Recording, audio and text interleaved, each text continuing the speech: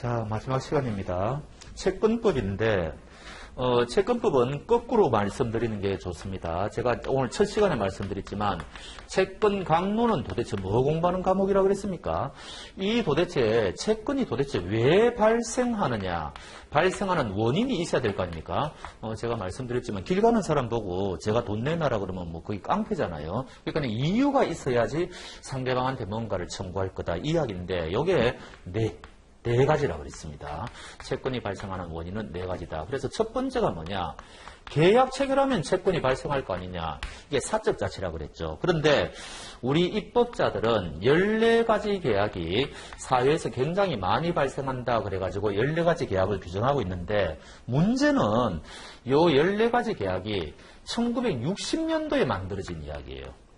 우리가 여러분들이 공부하는 이 민법이 1960년도에 만들어진 거라고요. 그거를 매번 개정을 하면서 지금 현재까지 온 겁니다. 근데 되게 가족법이 개정이 많이 됐어요. 재산법은 별로 개정이 안 됐는데, 그러다 보니까 이 14가지 계약 중에서 현실성이 없는 게 굉장히 많아요. 뭐 종신정비금 계약 이런 거는 전부 보험으로 다 대체가 됐거든요. 그래서 요거 중에서 우리가 시험에 나올 만한 거는 매매, 그 다음에 임대차, 그 다음에 여러분들이 시험에 합격하시면 위임계약 체결할 거 아닙니까? 그 다음에 조합도 굉장히 중요해요. 그 다음에 도급, 그 다음에 제일 끝에 있는 화해계약. 요 정도가 정말 중요한 계약이고, 그 다음에 요거 두 가지가 탑2죠. 매매하고 임대차는 거의 매번 시험에 나온다, 이렇게 보시면 되거든요. 근데 이상하게 임대차가 지금 시험에 안 나온 지가 3년째예요. 매매는 계속 금년에도 나왔고 작년에도 나왔고 그렇거든요. 그러니까 여러분들 시험 칠 때는 임대차에서 나올 가능성이 굉장히 크다, 이제 저는 그렇게 보는 거죠. 그리고 이 계약에서는 적게 나와도 2문제는 무조건 출제가 돼야 되고요. 많이 나올 때는 4문제까지 출제가 된 적도 있어요. 그러니까 보통은 많이 나오면 한 3문제, 기본은 2문제, 이렇게 생각하시면 됩니다. 그러면은 매매나 임대차에서 한 문제 틀림없이 나올 거고, 나머지에서 한 문제가 나온다, 이렇게 보시면 되거든요. 근데 조합은 작년, 재작년에 연달아 출제가 되었기 때문에 금년도는 이게 안 나오리라고 봤죠. 그래서 저는 위임을 찍었는데 역시 위임이 출제가 되었어요. 그래서 금년도에는 매매하고 위임에서 출제가 되었습니다. 그럼 내년에는 어떻게 출제될지 아무도 알 수가 없죠. 제가 볼 때는 임대차하고 화해에서 나올 것 같은데, 이 나머지 계약은 뭐 임치라든지 무슨 정려라든지 여러 가지 계약이 있는데, 이런 것들은 우리가 조문만 읽고 넘어가면 돼요. 이거는 출제자가 출제하겠다고 하면 방법은 없는 거 아닙니까? 그러니까 우리가 그냥 넘어갈 수는 없고 어떤 조문이 있는지는 읽고 넘어가야 돼요. 그러니까 채권법이 어려운 이유가 여기에 있는 겁니다. 이런 것까지 다 읽어야 되니까. 출제 가능성이 별로 없는데 그래도 혹시나 싶어서 읽어야 되니까 양이 많은 거죠. 그래서 어찌됐든 요 계약에는 14가지 계약이 있다, 이제 이렇게 보시면 되고, 화해 계약이 요거 나올 때가 있어요. 어찌됐든 나중에 말씀드리고. 그러면 요 14가지 계약은 어떻게 계약이 성립하느냐. 계약은 제가 첫째 시간에 말씀드렸죠. 청약하고 성락이란 2가지 의사표시가 일치하면 계약은 성립하는 거다. 이거는 모든 계약에 다 공통적인 이야기잖아요. 그리고 우리가 오늘 공부했던 동시이행의 항변권도 이게 모든 계약에 다 공통되거든요. 그 다음에 이 계약을 해제한다든지 해지할 때는 어떻게 할 거냐. 이것도 모든 계약에 다 공통되거든요. 그 다음에 여러분들은 사회에서 잘 쓰지 않는데 제3자를 위한 계약이란, 아니 계약은 당사자끼리 계약을 하지만은 당신 돈을 내한테 주지 말고 저 사람한테 주어라, 이렇게 계약을 할 수도 있지 않습니까? 그게 대표적인 게 생명보험이에요. 생명보험 들면은 사망하면은 제3자한테 그 보험금이 가지 않습니까? 그게 제3자를 위한 계약이거든요. 이런 식으로 제3자를 위해서도 계약할 수 있고, 또 위험부담이라는 아주 테마가 작은데, 요게 뭔가니까 모든 계약에 공통되는 부분이에요. 요게 계약의 공통 부분인데, 이게 정말 알짜배기예요. 다 하나같이 중요해요. 그래서 작년, 재작년에는 여기에서 연속으로 출제가 되었고, 그 다음에 요 해지는 모든 시험에서 안 나오는 경우가 없어요. 제일 중요한 게 이거예요. 여기서 우리가 제일 중요한 거 하나만 꼽아라 그러면 해제예요, 해제. 해제는 굉장히 논점이 많아요. 요건도 어렵고 효과도 어렵고 아주 공부할 게 많습니다. 그만큼 어려운 부분인데 어찌됐든 요거는 반드시 출제가 된다, 이렇게 아셔야 돼요. 그러면 여기에서 두 문제 정도가 출제가 되는데, 세 문제. 작년도에는 여기서 출제되었고, 제3자를 위한 계약에서 출제되었고, 여기서 출제가 되죠. 물경제 세 문제가 출제가 되었죠. 그러면 내년에는 요 해제는 무조건 나온다고 봐야 되고, 뭐, 위험 부담이라든지, 동시형의 항변권, 요거는 재작년에 출제되었지만, 약간 최소한 여기서 두 문제는 출제가 된다. 이렇게 봐야 되거든요. 요거를 우리가 뭐라 그러느냐. 계약 총론이라고 이야기한다는 거죠. 그래서 계약법은 계약 강론하고 계약 총론으로 이루어져 있는데 다 중요하다는 거죠. 특히 이 계약은 매매, 임대차, 위임, 조합, 도급, 화해 요거는 굉장히 중요하다. 이렇게 보시면 되죠. 자, 이제 계약을 떠나가지고 두 번째 채권이 왜 발생하느냐.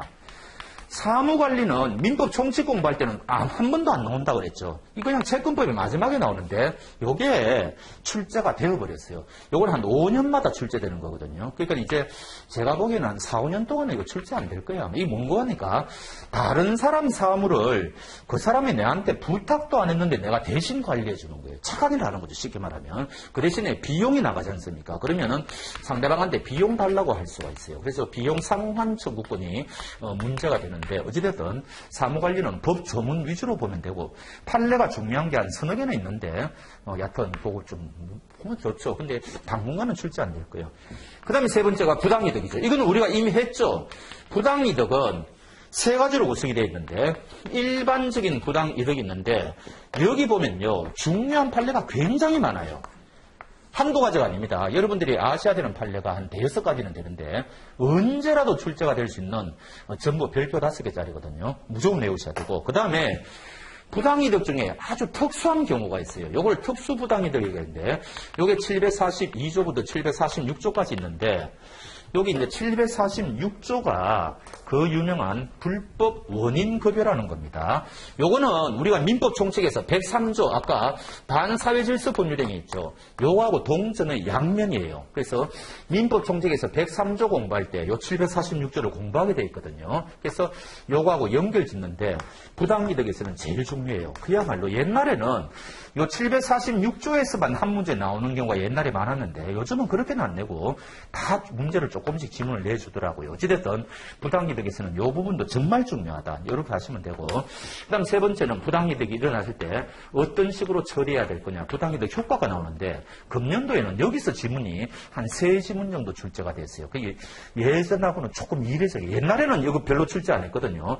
이거 위주로 출제했는데 금년도는 효과에서 출제를 많이 했는데 요거는 전부 법조문이에요. 법조문. 그러니까 특별한 어려움이 없고 우리가 공부할 때 법조문에서 조금 요거 조심하면 된다. 그 정도로 끝나면 되거든요. 그래서 부당이득은 이렇게 세 가지로 구성이 되어 있고 특히 746조 그 다음에 판례를 여러분들이 집중적으로 보셔야 된다. 마지막으로 요게 불법행위입니다. 근데 이게 웃기는 게 불법행위가 이게 750조부터 766조까지 조문이 있는데 특히 755조, 그 다음에 756조, 758조, 760조 요 네 가지가 불법행위 중에서 우리가 특수불법행위라고 그러거든요.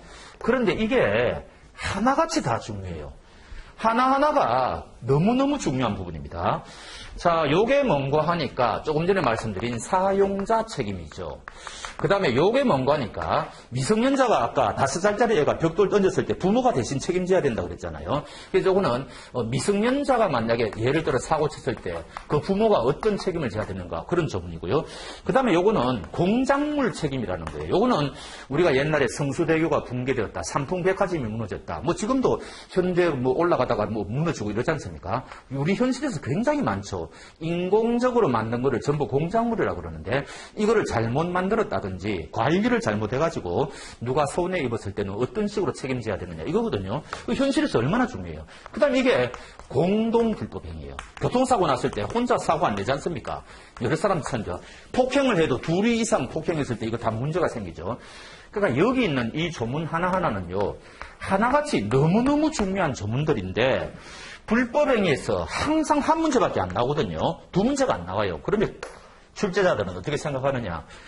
정말 중요한 조문들인데 굳이 말씀드리면은 그 중에서도 사용자 책임이 제일 중요하다. 이렇게 보는 거예요. 그래서 사용자 책임은 정말 거의 매번 출제되다시피 하고, 여기에서 한 문제 출제할 때도 있고, 아니면은 여기서 지문 한 3개, 여기서 지문 1개, 여기서 지문 1개, 뭐 이런 식으로 출제할 때도 있고, 뭐 그렇습니다. 어찌됐든, 요게 제일 중요하고, 그 다음 중요한 게 공동 불법행위.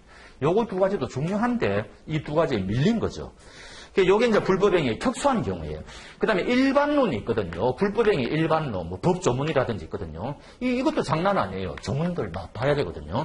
그 다음에 역시 마지막에 불법행위가 일어날 때 어떤 식으로 처리해야 되느냐, 효과가 있거든요. 요것도 장난 아니에요. 그러니까 우리 사회에서 일어나는 불법행위가 몇 가지 종류인 줄 아십니까? 2만 가지가 넘는다 그래요. 불법행위 종류가. 그런데 우리 민법은 이 불법행위를 750조 조문 하나로 해결하고 있어요. 엄청난 조문이에요. 그래서 사회에서 발생하는 모든 불법행위를 이걸로 다 하고 특수한 경우만 이렇게 하고 있다. 그 다음에 이제 자동차 사고가 났다든지 제조물에 잘못이 있다든지 이런 거는 특별법이 만들어져 있거든요. 그거는 시험 대상이 아니에요. 다행히. 그래서 우리는 일반 민법만 공부하면 되는데, 하여튼 이 불법행위는 우리 현실적인 중요성에 비해서 문제수가 너무 적다는 점, 그리고 양이 많다는 점, 중요한 부분이 너무 많다는 점, 이게 관건이고, 그래서 출제 예상을 하기가 힘들어요. 너무 중요한 부분이 많기 때문에.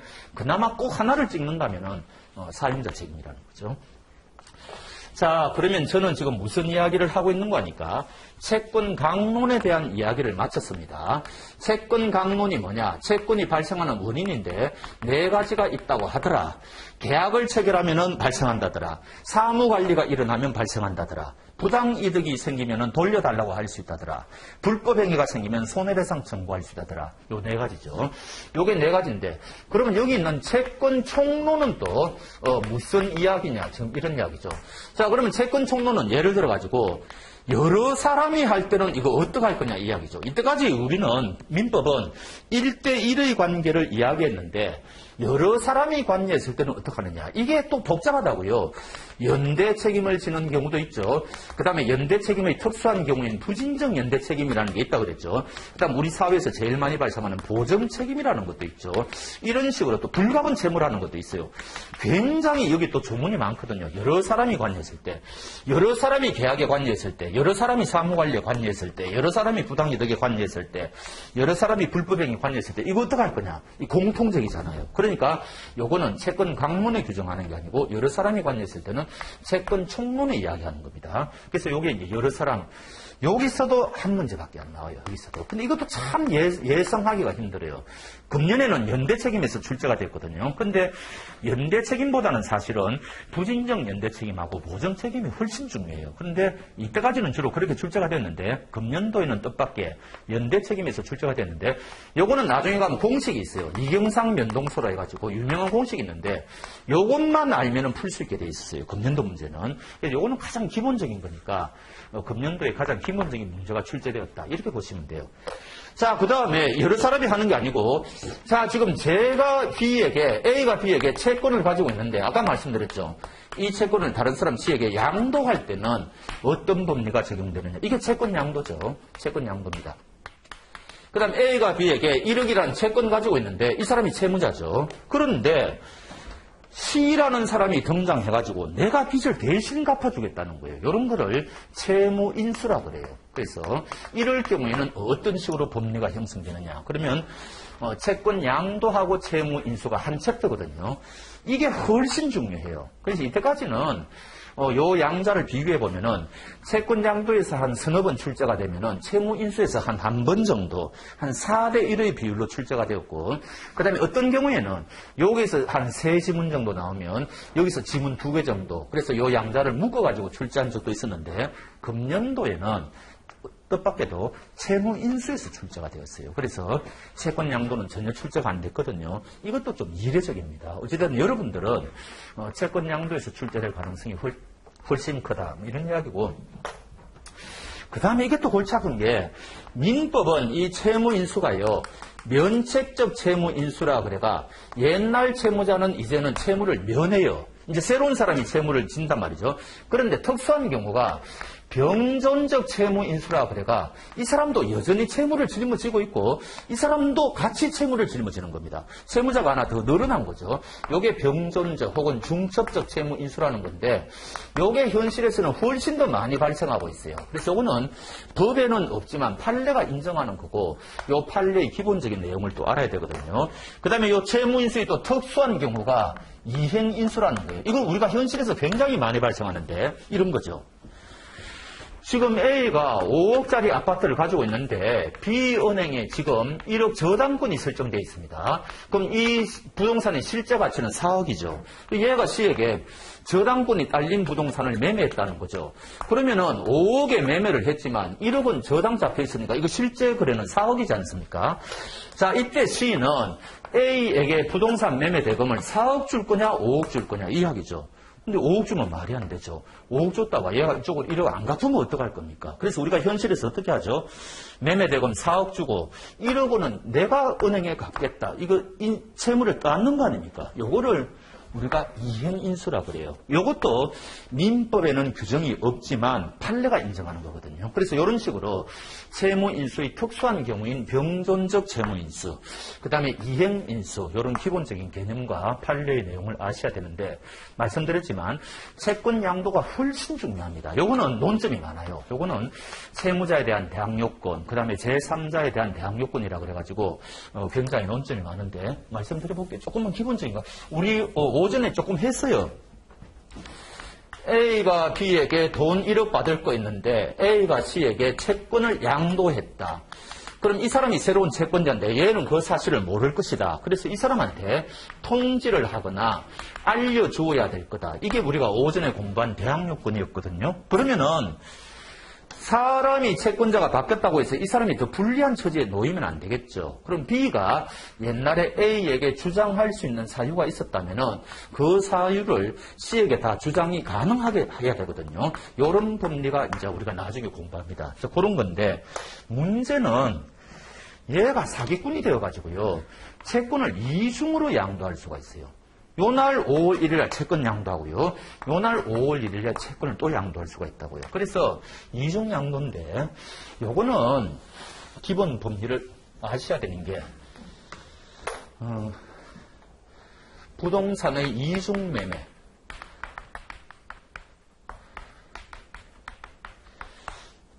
제가 옛날 학교 다닐 때 공부할 때도 교수님들한테 어떤 소리 듣는 거니까 민법이 물권법, 민법 총칙, 물권법, 채권법 다 있잖아요. 전 테마를 아우르는 테마가 하나 있는데 그게 바로 부동산의 이중양도라고 이야기 들었고 이게 가장 민법에서 중요하다고 교수님들이 이야기하는 거예요. 그러니까 이 부동산의 이중양도는 저거를 주관식으로 출제하면은 논점이 10가지가 넘습니다. 민법 총칙에도 논점이 있고 물권법에도 논점이 있고 다 있거든요. 우리가 이제 여기서 공부하는 거는 민법 총칙에서 이런 게 있어요. 질문 드려보죠. A가 이 부동산을 판 매도인입니다. 이 사람이 매수인이에요. 자, 그러면 만약에 이 사람이 아파트를 팔았다고 칩시다. 그럼 이 사람은 등기를 이 사람한테 넘겨줄 의무가 있겠죠. 등기 이전 의무가 있다는 거죠. 자, 1월 1일 날 매매 계약을 체결했습니다. 그런데 아직은 등기를 넘겨주지 않았어요. 그러면 현재 이 부동산의 소유자는 A죠. 아직 등기가 지금 남아있다는 이야기예요. 나중에 이제 부동산 등기는 3월 달에 넘겨주기로 약속했다고 칩시다. 아직까지. 그럼 어떻게 돼요? 한 번 더 얘는 팔아먹을 수가 있죠. 자기가 소유자니까. 물론 사기꾼입니다. 3번 팔아먹을 수도 있겠죠.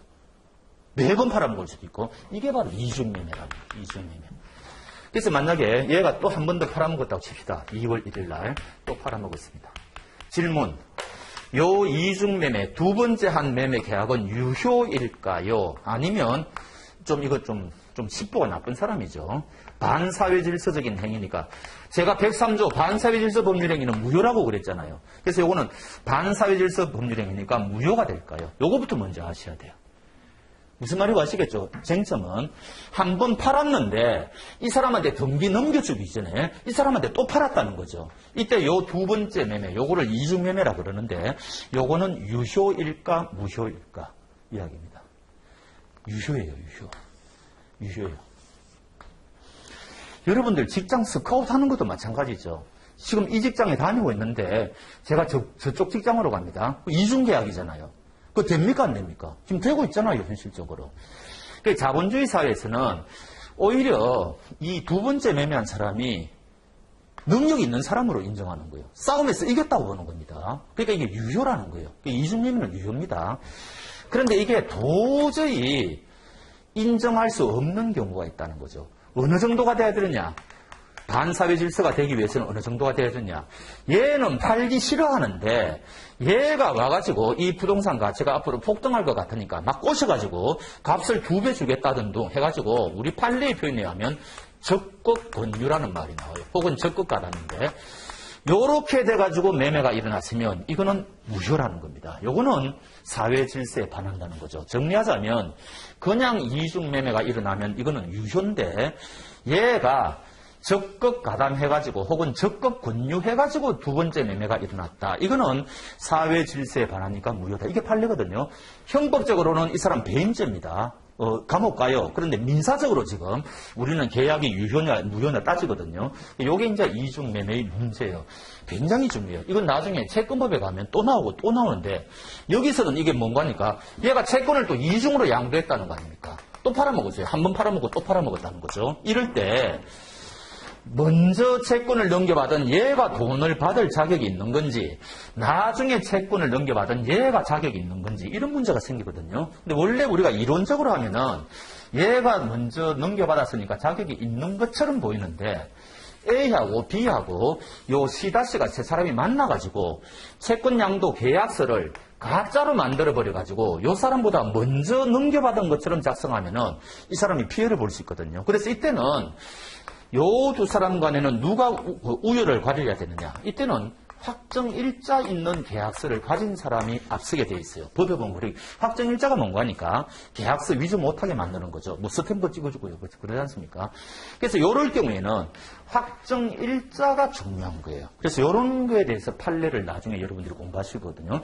정리하자면 채권 양도의 정상적인 형태가 있고 그 다음에 제3자가 이중으로 채권을 넘겨받았을 때는 누가 우열을 가릴 거냐. 그때는 확정일자가 있어야 된다. 이런 기본적인 논리들, 이런 것들을 우리가 채권 양도에서 공부합니다.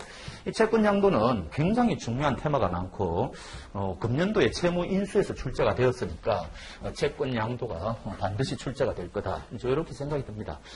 그 다음에 이제 이 채권 총론의 마지막 부분에 가면은 뭐가 나오는 거니까 자, 어떻게 해야지 이 채권이 소멸되느냐. 요게 소멸 사유가 한 7가지가 나오거든요. 그 중에 제일 중요한 건 당연히 물건이나 돈을 넘겨주는 거죠. 변제죠. 근데 이 변제는 누가 해야 되느냐, 누구를 상대로 해야 되느냐, 장소는 어디에서 해야 되느냐, 비용 감당은 누가 해야 되느냐, 충당은 이런 식으로 굉장히 논점이 많아요. 그래서 변제 부분은 논점이 굉장히 많은데 하나하나 뜯어보면 사실 별거 아니고 요즘은 요거보다는 훨씬 중요한 게 상계예요. 그래서 아마 상계가 시험 나올 경우가 굉장히 많습니다. 요즘은 퉁치는 거 있잖아요. 줄 거 있고 받을 거 있을 때 퉁치는 거 있잖아요.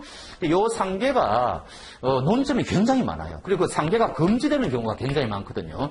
이게 우리 법에는 3가지가 있는데 굉장히 중요한 질문들입니다. 그래서 옛날에는 변제에서 출제가 굉장히 많이 되었는데 그야말로 이제 무게 중심이 일로 넘어왔다는 이야기죠. 각종 시험에서 상계를 훨씬 출제를 많이 하고 있어요. 그래서 이 상계 부분을 눈여겨봐야 된다 이런 거고 그 이외에 나머지 5가지 대물 변제라든지 무슨 공탁이라든지 공탁은 법무사들이 아주 이거 중요한 과목이죠.